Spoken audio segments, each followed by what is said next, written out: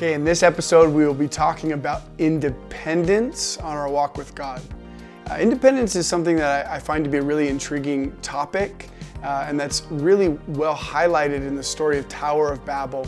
But also, if you look at the overall biblical narrative between mankind and God, you see throughout many stories, there is this design and original intent that we would be connected and in relationship with God. There's a harmony in that. There's a shalom in that. There's a peace and a connection of being one with God that was really original intent for us. And then we see through Adam and Eve and some of those things there that there was a real disconnect that occurred.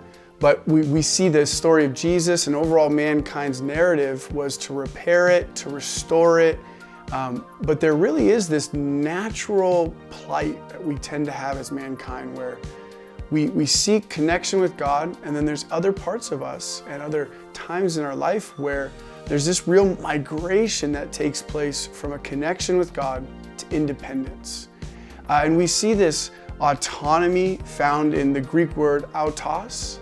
And you could do a study on your own about it, but it really does speak to some of the mankind's plight to migrate away from connection. You can see it's the self as used to distinguish a person or thing from or in contrast with another, to give it emphatic prominence.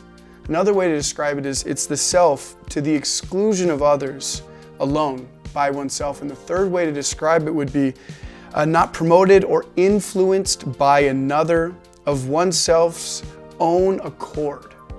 And you see that this autonomy is a natural instinct for mankind throughout the biblical narrative of Adam and Eve, of mankind before Noah, of after Noah and his covenant with God, and what mankind's development into the Tower of Babel scene.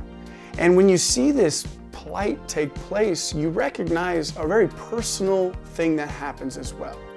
And it's so important for us to connect our personal journey and our personal narratives over biblical ones, because you see that when covenant's made, or when obedience and then covenant and then blessing takes place, there's a real natural temptation that occurs for us to establish an independence or an autonomy from God. And when you look at Noah's obedience, covenant connection, and blessing, you see that many generations later, mankind began to develop this mindset and this expression that began to build the tower. And in the Akkadian language, Babel means the gate of God. And in the Hebrew, Babel means confusion, or by mixing. So you see that there was this objective for mankind at that point to build something, erect something that was so great and so large that it really did represent independence and might apart from God.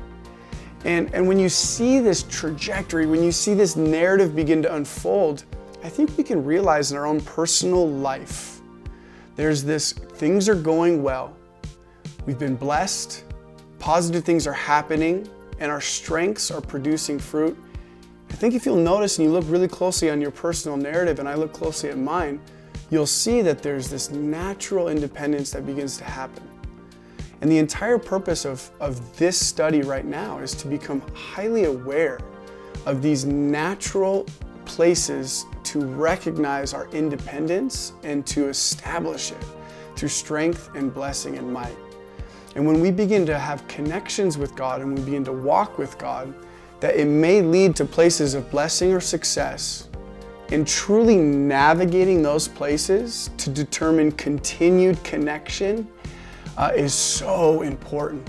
Because if our objective is blessing, then once blessing happens, we've reached our objective in our walk with God. So our goal cannot be blessing. It must be connection with God. Because if our goal is blessing, then once we've reached that state, we'll settle. And then the disconnect begins and takes place in our journey with God. And that's what's so dangerous or tempting about blessing for us in our walk with God, is it leads us to recognize a might, a strength apart from God. And the Bible talks about this walk and this journey with God not being by might, but being by faith. And when we see those two dynamics, the faith journey is one that continues to walk, continues to go to the places that it's never been before and explore the things it's never seen before. The place of might stays and fixates on what is good and or strong in us and what's led to prosperity. This is a tough thing for us as mankind to progress into obedience, covenant blessing, and then to maintain a connected covenant place, even if it risks the blessing that we've received. And I believe a beautiful narrative story we can see that really exemplifies this journey is the journey of the Israelites from Egypt to desert up to the foot of the promised land. And they were taken out of bondage in Egypt. They heard the voice of God, they left, and they got led out of that place of bondage into freedom in the desert scene.